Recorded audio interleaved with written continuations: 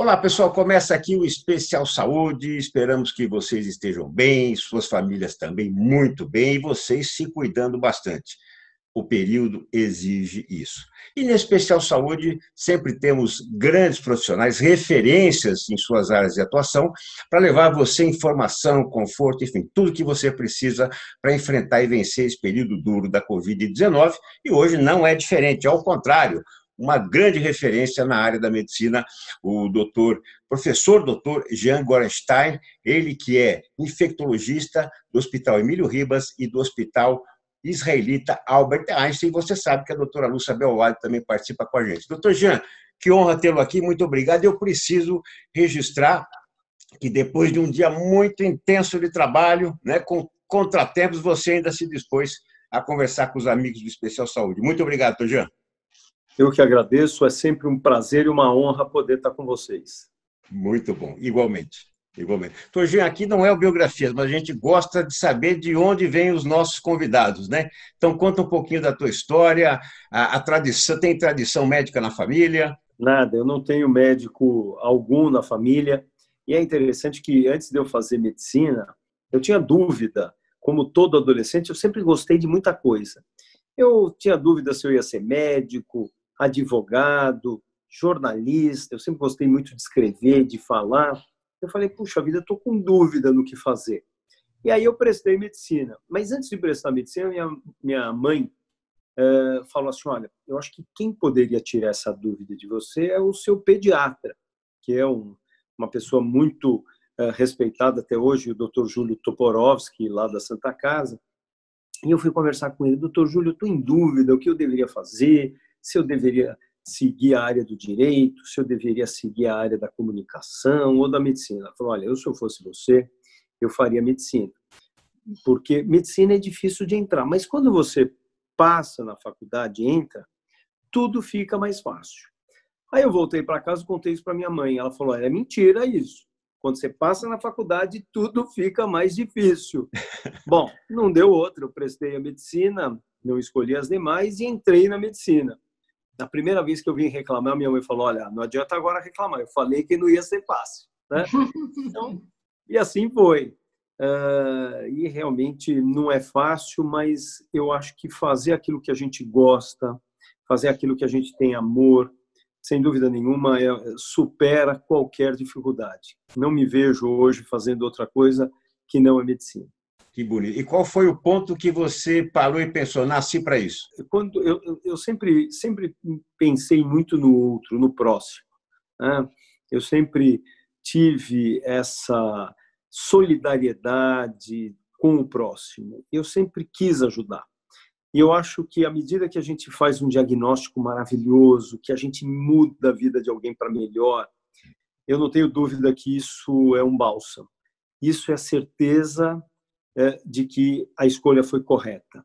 E eu tenho certeza que todos aqueles momentos que são difíceis, das nossas corridas, das nossas lutas muitas vezes que são inglórias em relação até mesmo aos nossos pacientes, mas quando a gente consegue fazer algo muito bom por eles, ou muitas vezes até de abrandar o sofrimento na hora em que nós já não temos mais o que fazer, eu acho que isso também faz parte e eu não tenho dúvida que eu não escolheria uma outra área se eu tivesse que voltar atrás. Que lindo, Jean. Eu sinto exatamente o que você diz em relação à profissão, não salvando, mas tentando motivar, transformar, inspirar vidas, né, através das biografias que eu escrevo, desse legado todo, né, que eu recebo dos meus biografados. Então, Jean, vamos começar do fim, né, em relação a esse tema da Covid. O fim que eu digo, né, para depois a gente trazer outros pontos. É justamente, nós estamos aqui em São Paulo, né, tivemos uma prorrogação, né, do isolamento até o dia 28, mas com certa flexibilidade. Hoje, né, não só em São Paulo, mas também em outros locais que está acontecendo o mesmo fato. A supervisão dessa situação da Covid está na mão dos governantes ou da população em relação à conscientização de como usar esse isolamento e flexibilização também? Especialmente falando pelo governo do Estado de São Paulo, a análise ela foi muito criteriosa, avaliada por técnicos que avaliaram que tanto o decréscimo de ocupação de leitos de UTI, como a estabilização do número de casos, que apesar de ter aumentado, tem íntima relação com a maior testagem, e ao mesmo tempo com um impacto que, apesar de haver uma mortalidade, o percentual de mortalidade vem em descenso também. Isso claramente mostra que esse é o momento de começar a flexibilizar de uma forma lenta, gradual e progressiva, da forma que foi proposta, que é exatamente por fases. Então, estar no normal, nós não estaremos no normal, até porque nós não temos vacina, mas nós teremos uma fase mais adiantada chamada novo normal. E essa fase novo normal é uma fase também mais tardia. Nesse momento, nós estamos ainda evoluindo para a fase 2, em que o comércio, de forma gradual, começa a abrir as suas portas, que, ao mesmo tempo, os escritórios, as concessionárias. Mas é muito importante a gente entender que as pessoas elas têm que estar engajadas e serem também responsáveis. É natural que durante tantos meses, né, quase nós tivemos aí um pouco mais de 2 meses, começou a partir do dia 24 de março, e nós, então, fizemos com que as pessoas ficassem nas suas casas. Isso houve impactos financeiros, impactos psicológicos, e as pessoas querem realmente sair. E a gente vê a velocidade com que essas pessoas estão indo para as ruas, o número de carros, nos comércios, e isso me deixa um pouco preocupado, porque eles não estão respeitando as orientações das autoridades, e sim o desejo próprio de saírem à rua, muitas vezes até desnecessariamente. Mas à medida em que as pessoas circulam mais na rua, junto com elas circula também o vírus. E aí o adoecimento pode voltar a ter um número alto de casos e passar a ter, sim, um número de casos com comprometimento de unidade de terapia intensiva ainda maiores. Perfeito. Então, doutor Jean, a gente, pegando o gancho dessa sua fala, né? A gente está observando esse movimento de flexibilização, as pessoas estão com essa vontade de sair, é natural, muitos meses de confinamento, de isolamento, né?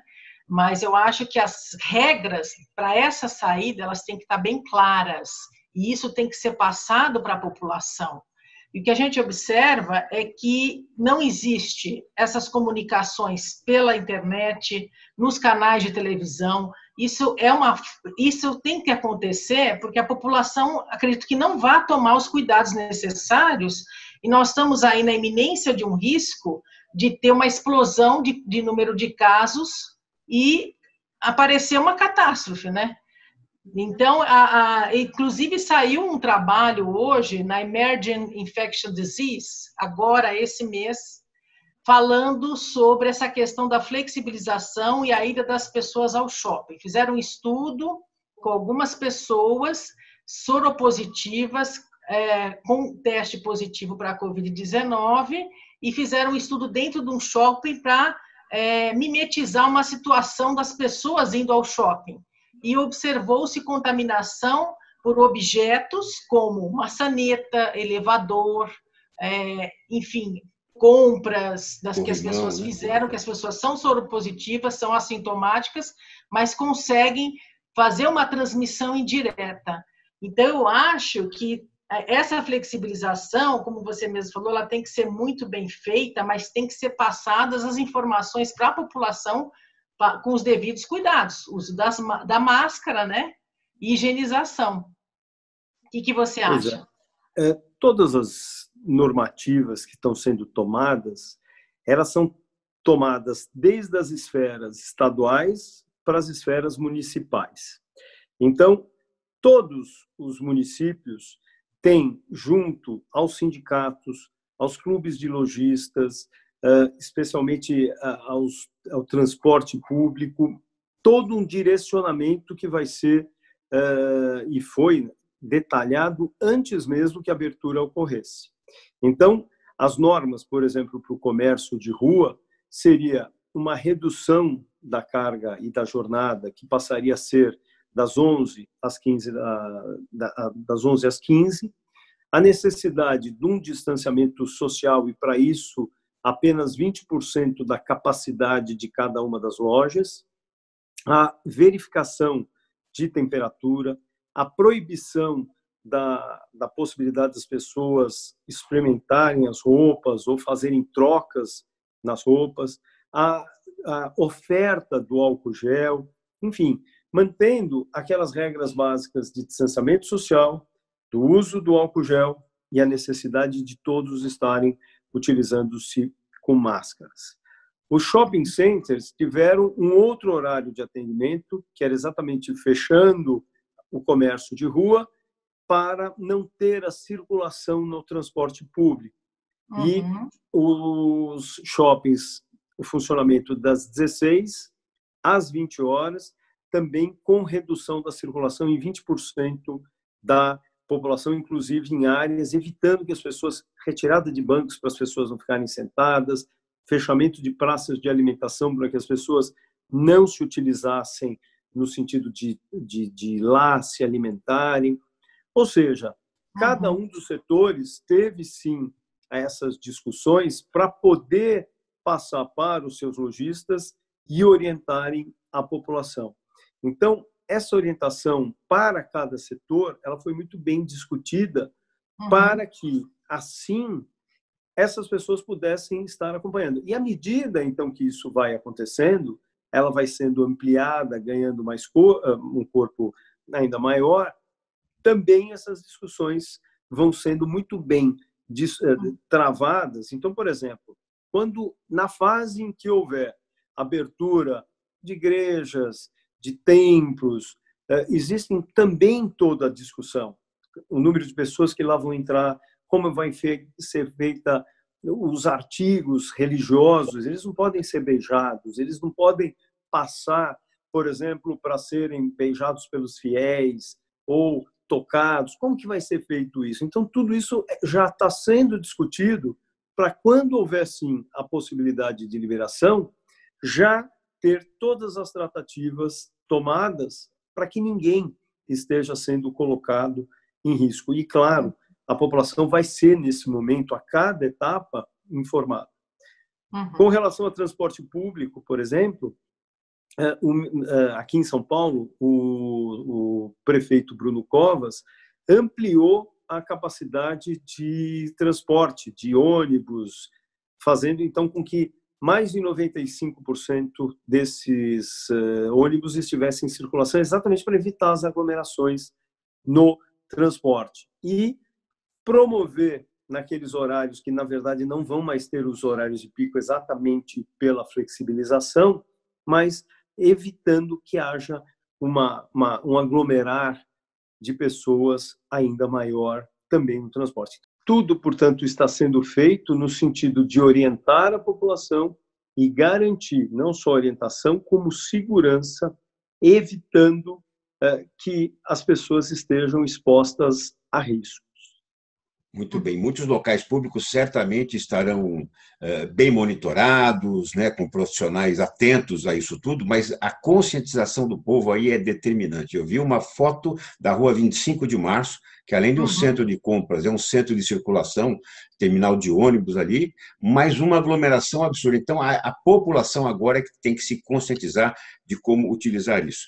Então, Jean, houve uma grande discussão de cloroquina, hidroxicloroquina. Há algum fator novo? Primeiro, esses medicamentos são efetivos no combate à Covid e há algum medicamento novo nesse mundo farmacêutico?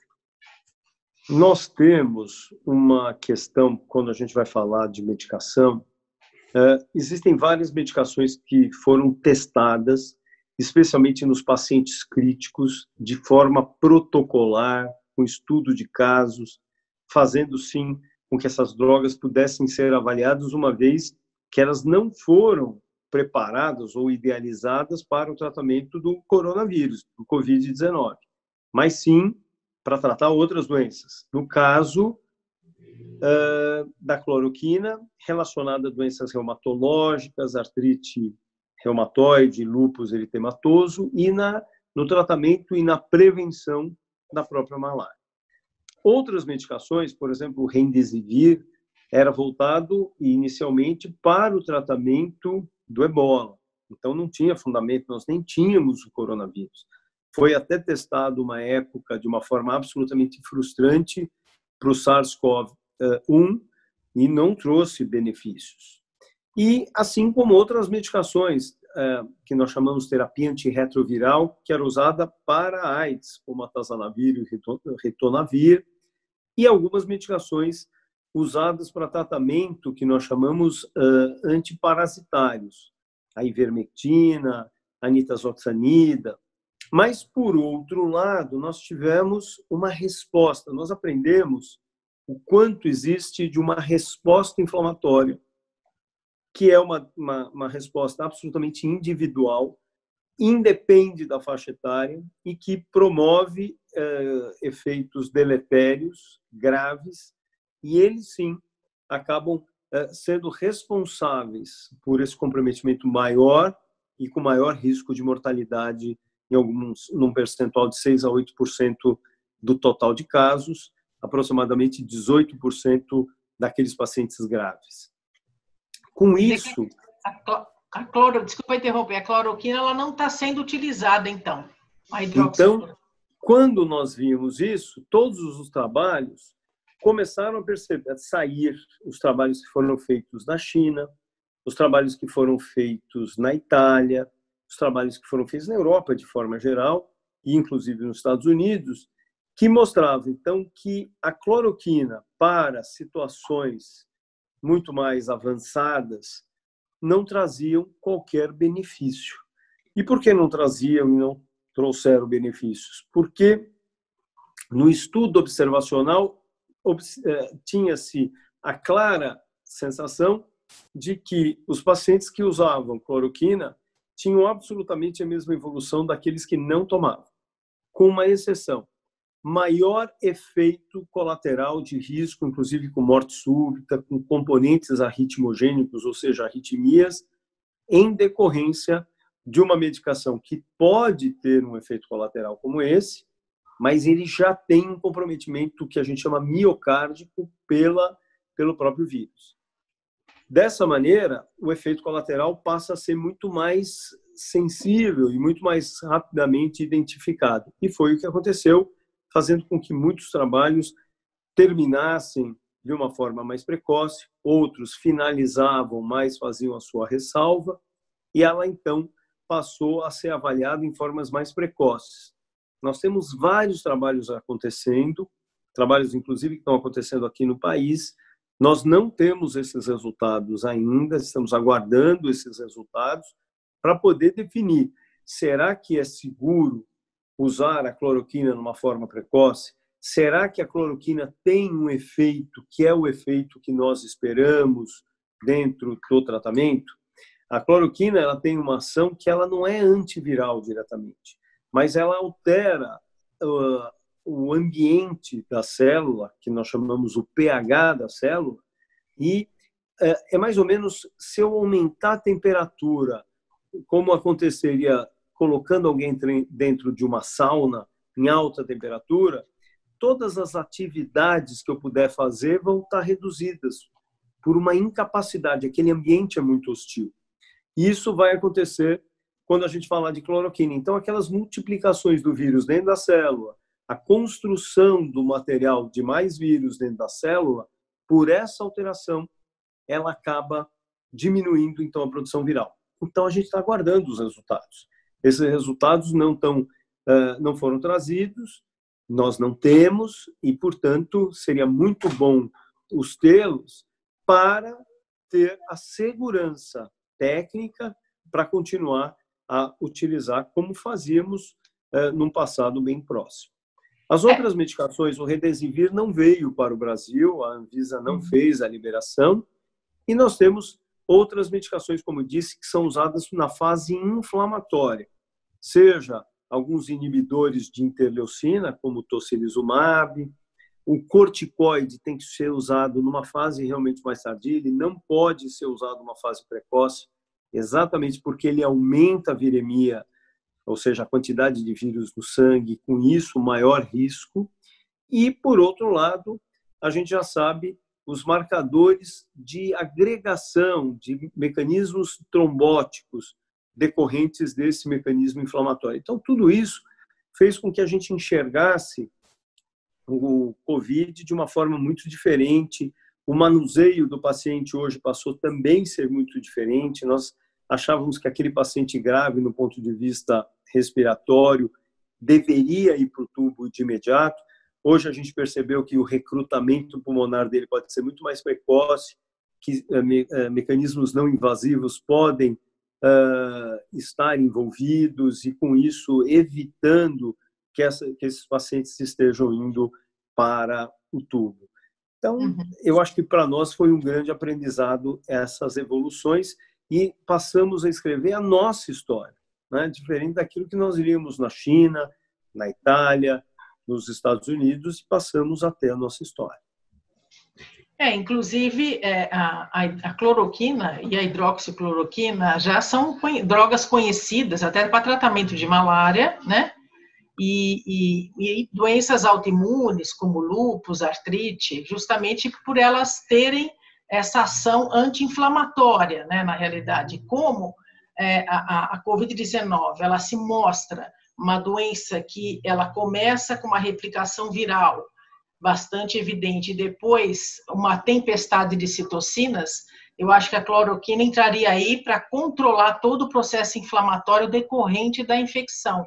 Haja vista que alguns médicos famosos, né, até eles mesmos já publicaram isso, tomaram a cloroquina, né, como o doutor Davi Wippe, o doutor do Sírio-Libanês, o Raul Kutaiti, né, também tomou a hidroxicloroquina, isso numa fase mais precoce, junto com a azitromicina, justamente para inibir. Até o próprio Trump já falou que tomou a cloroquina, né, e no início ela foi contundentemente bombardeada, porque era uma droga que provocava efeitos colaterais importantes, etc. Na realidade, a cloroquina já existe há muito tempo, já é uma droga muito conhecida, e pessoas, pacientes com doenças autoimunes já tomam há muito tempo também, inclusive para tratamento de malária. Aqui é muito recorrente o uso de hidroxicloroquina na Amazônia, onde tem uma grande incidência de malária, e as pessoas nunca reclamaram de efeitos colaterais, é vendido na farmácia, inclusive sem receita, né?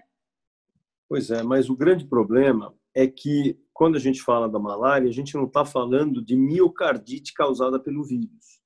E quando a gente fala, no caso do coronavírus, a gente está falando que, entre outras coisas, a gente tem a miosite, que é um processo muscular de inflamação, em todos os músculos, inclusive no músculo cardíaco, portanto, maior risco, ela passa a ser um risco com formação de arritmias. Mas a utilização por aqueles profissionais de uma forma precoce, elas também faziam parte de uma época em que nós usávamos também a cloroquina. Eu tive a oportunidade de usar a cloroquina em alguns pacientes e outros não. E é isso que mostrava muito claramente que a evolução de um e de outro era absolutamente a mesma. Então, nós não víamos diferença. Você fala, mas peraí, olha que coisa. Eles entravam num estágio, melhoravam igual. A gente olhava e falava, mas eles estão melhorando da mesma forma.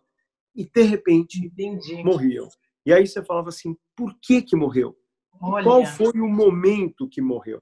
Então, eu acho que nós temos que ter realmente essa precaução de nos basear nesses estudos para ter uma documentação científica muito mais ampla para poder dizer usem ou não. Porque imagine alguém numa fase muito mais leve, que está muito bem e, de repente, toma a medicação e morre.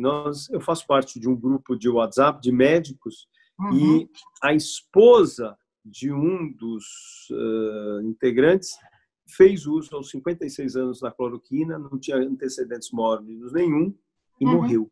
Então, quer dizer, como é você imaginar alguém fazendo uso de uma medicação de uma forma branda, que não tinha comorbidades, que não era uma paciente obesa, que não era uma paciente idosa e teve um desfecho triste e fatal. Então, imagine para quem prescreve essa medicação. Então, a gente tem que documentar muito bem para que a gente possa fazer sempre o melhor para o paciente. Sem dúvida, sem dúvida. E uma coisa que chama atenção também é que as pessoas que não apresentam sintomas, as chamadas assintomáticas, né, elas podem transmitir o vírus, né? Existem estudos mostrando isso. Então, isso acaba sendo um fator muito importante na hora que você contabiliza os casos. Então, quando hoje a gente vê o número de casos sendo reportados, né, número de mortes, são pessoas que, evidentemente, apresentavam sintomas, foram notificadas e esses casos foram registrados. E as pessoas assintomáticas que transmitem o vírus e não são notificadas, né?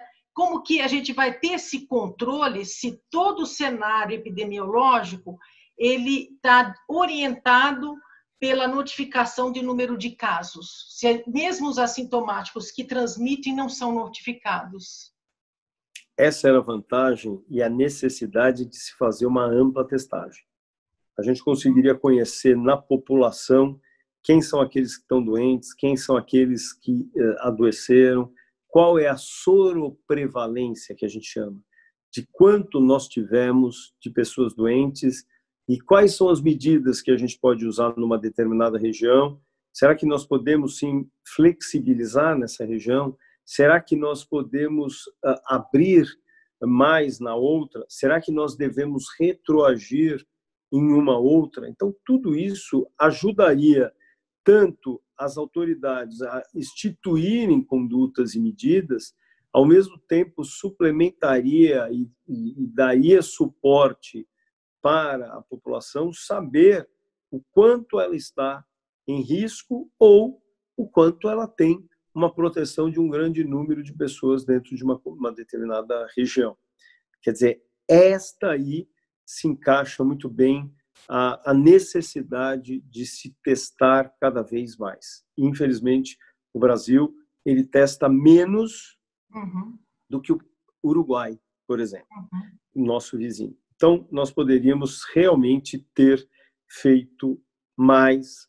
Nós perdemos a oportunidade de escrever no coronavírus uma outra história.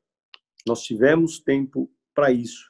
As autoridades não se engajaram e, à medida que não houve engajamento, não houve uma unificação das estratégias, à medida que governos, especialmente da região norte e nordeste, acreditavam que o vírus não chegaria ali, porque a temperatura era uma temperatura mais alta, então ele não aguentaria o calor de 37 graus, não souberam ler a história da variação prévia do coronavírus, que era exatamente o MERS. A gente teve o SARS em 2002, o MERS em 2013, e em 2013 isso aconteceu no Oriente Médio, em climas desérticos. Portanto, não se prepararam. À medida que o número de casos vieram de forma realmente alta, rápida, comprometeram o sistema de saúde que já estava doente, que não atendia bem já a sua população, e à medida que veio uma doença tão aguda, trazendo muita gente de forma tão abrupta, o resultado acabou sendo esse, e quem paga e quem está pagando é a população. Então, assim, os países hoje que já passaram por essa fase nossa, que na realidade a gente não sabe muito bem em que momento nós estamos da pandemia aqui no Brasil, né? O que se percebe é que a gente está naquela curva, nós estamos subindo, né? Estamos chegando no pico, mas ainda não atingimos o pico, quer dizer, é uma situação bastante preocupante. Nós não temos, como você mesmo falou, como testar todas as pessoas, e isso é fundamental para criar as regras de flexibilização. Os outros países que já estão fazendo a flexibilização, na Europa, Espanha, Alemanha, Singapura, eles já fizeram muitos testes na população, né? Testaram, existem milhões de testes sendo feitos em vários países da Europa, e aqui no Brasil a gente tem 4.300 testes por milhão de habitantes, quer dizer, está muito aquém dos outros países que estão testando. Então, como é que a gente vai criar regras de flexibilização se a gente não tem essa população testada, né? Pois é. Hoje existem números indiretos para se determinar, que é a dinâmica da epidemia, é o número de casos para cada 100 mil habitantes e é a ocupação de leitos de unidades de terapia intensiva. Esses números, quando se fala de São Paulo, estão, sim, estabilizados. Eles tenderam o número de leitos de UTI, que chegou a variar de 89%, 90%, em algumas UTIs 94% ou 97%, variam hoje para o Estado em 78%, para o município 78% e para o Estado 68,5%. Quer dizer, mostrando um decréscimo. Mas a gente está falando de São Paulo, que tem uma realidade muito diferente. Além dos hospitais, que são os hospitais públicos, estaduais e municipais, nós ainda temos mais 11 hospitais, que são hospitais que podem, a qualquer momento, serem recrutados, as suas UTIs, para o atendimento do SUS. Então, isso ficou muito claro. Quer dizer, essa gordura, essa margem de segurança, seguramente não são todos os estados que têm isso.